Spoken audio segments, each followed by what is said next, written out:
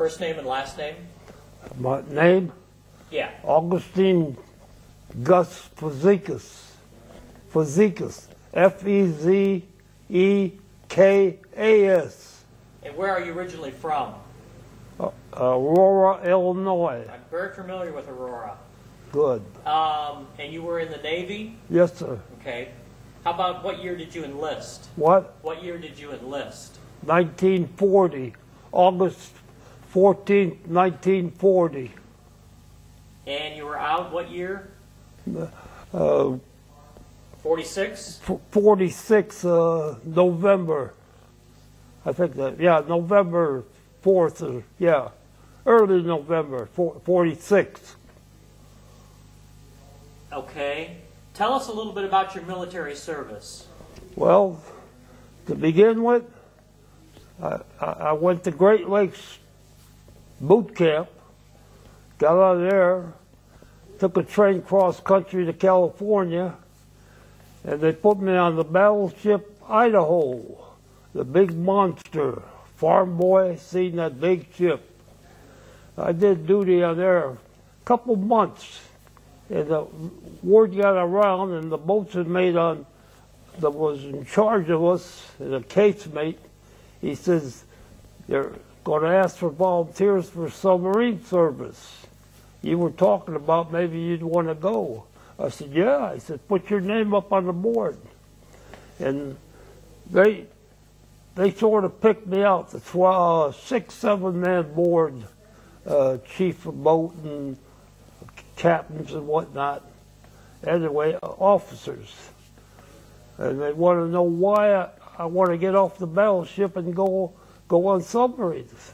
I said, well, if this battleship gets hit, and we know Japan's going to hit us one of these days, but where or when, we don't know exactly. But they're going to hit us. And if this wagon gets hit, I'm done. I can't swim. But on a submarine, you don't have to know how to swim. You're already down there. You ain't going to get out. Tell me a little bit about that picture that you gave me. The what? The picture that you gave me. Well, that picture was taken late 43 or early 44. The crew, or the Jack at that time, and the picture of the Japanese flags are the ships we sunk at that time. I think there was 11 at that time. Altogether, we sunk 18, and we hit 5 more, but they got into port. They were considered crippled, so we didn't get credit for sinking them. Let's go into the questions here. Did you enlist or were you drafted? I enlisted in 1940 Okay. for 6 years. Why did he join? Why did he join? Why did I join? I don't really know.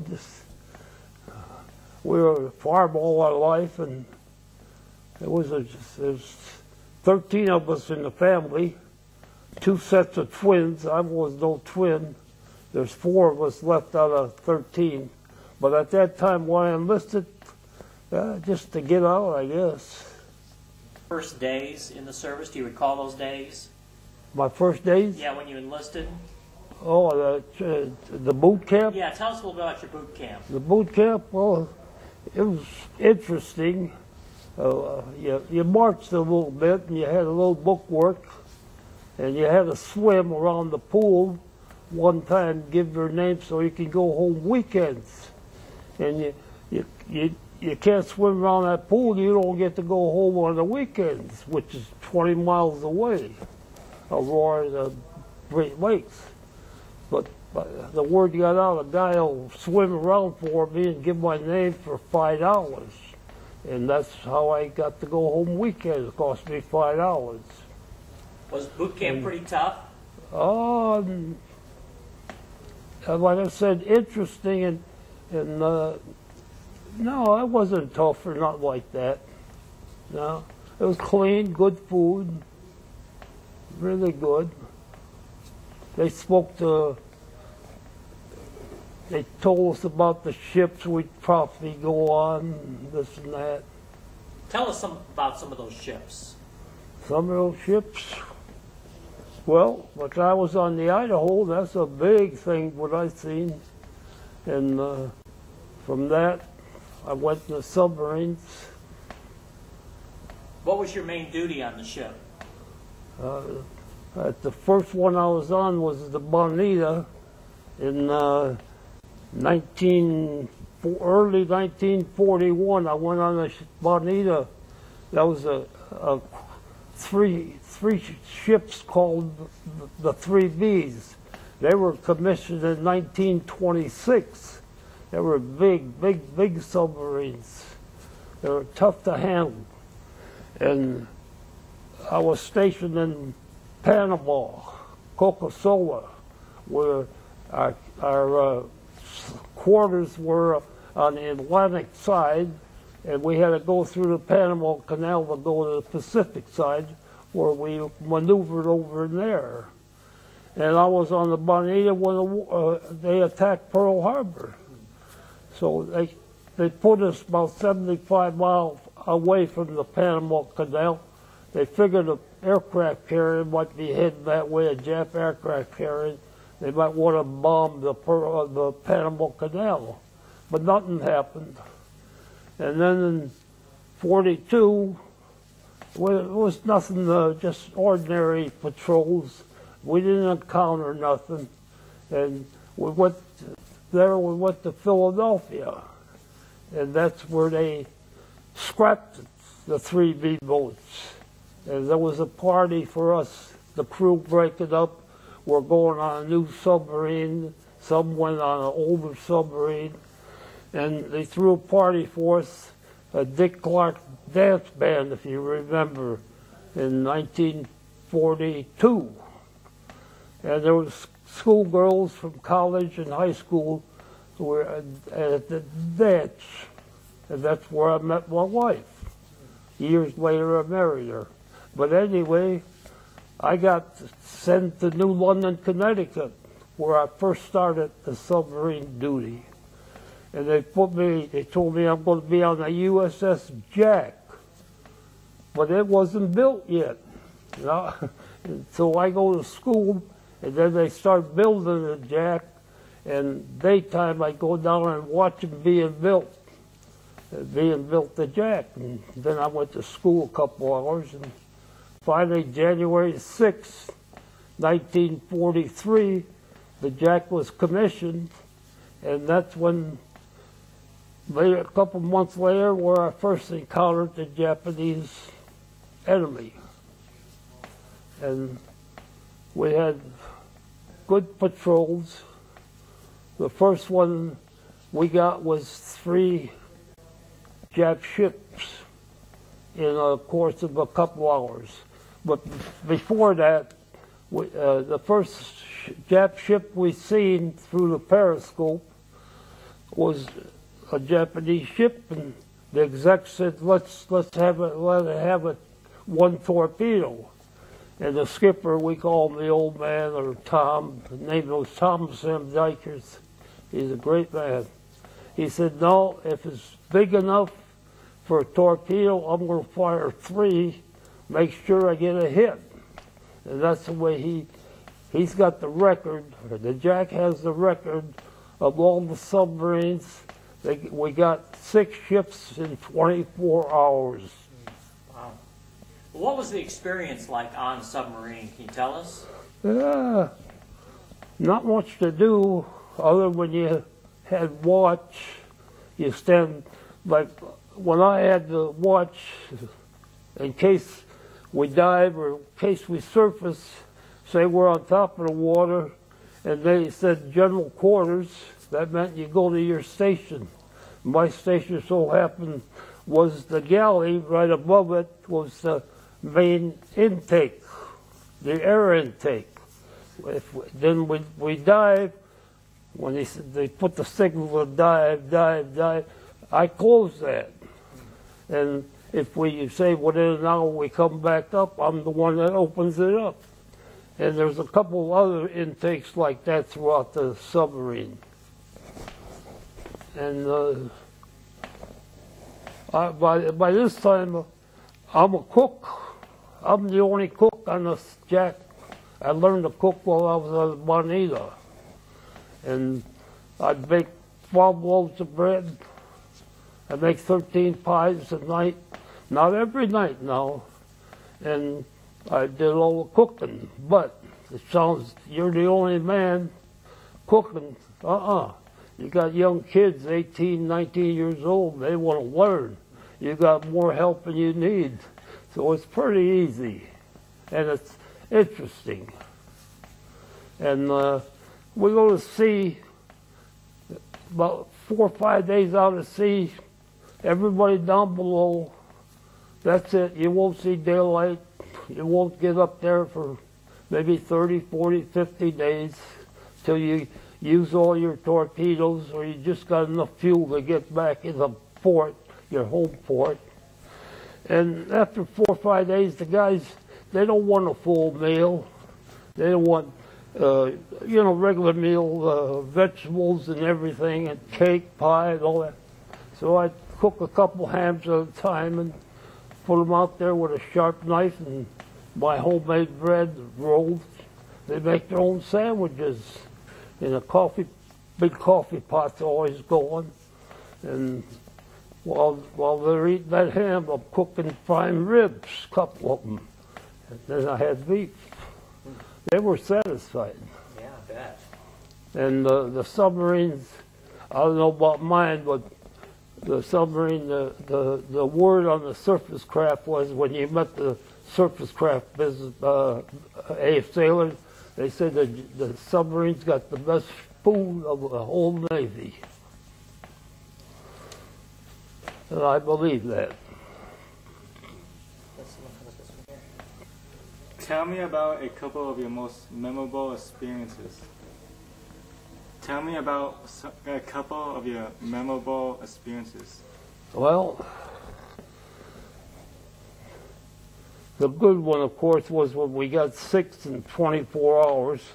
They had, I think, 4 or 5 escorts, but we outmaneuvered them. Anyway, you got lookouts up in the conning tower. 2 lookouts and the skipper guiding, telling which guiding, he's the boss or the exec office. And the lookouts are told, you don't say, I see a ship, or I think I see a ship, or I think I see an airplane. You don't say nothing like that. All you do real loud, say, dive, dive, dive.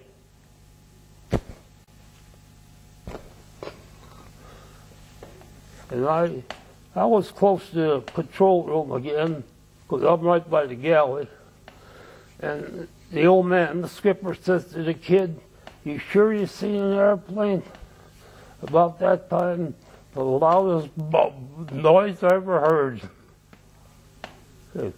He saved us. We shook his hand and we hugged that kid.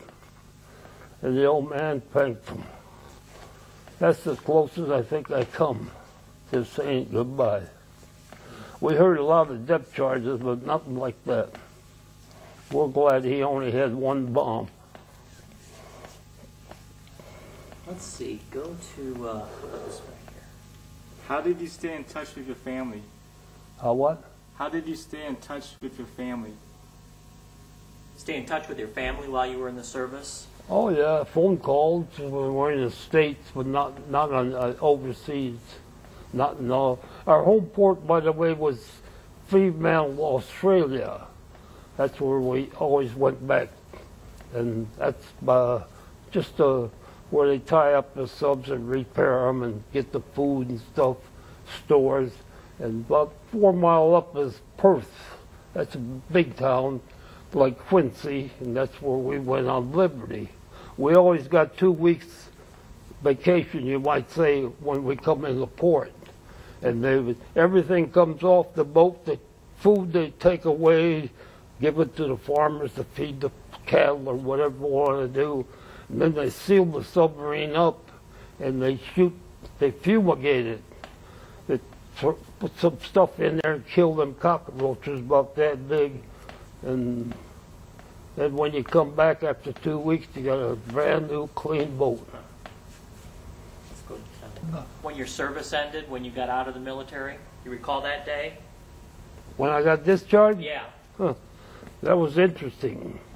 On the Idaho, now going back to 1940, 41, before I went in submarines, the boatswain mate was my boss, and the casemate were a 5-inch sharpshooter anyway.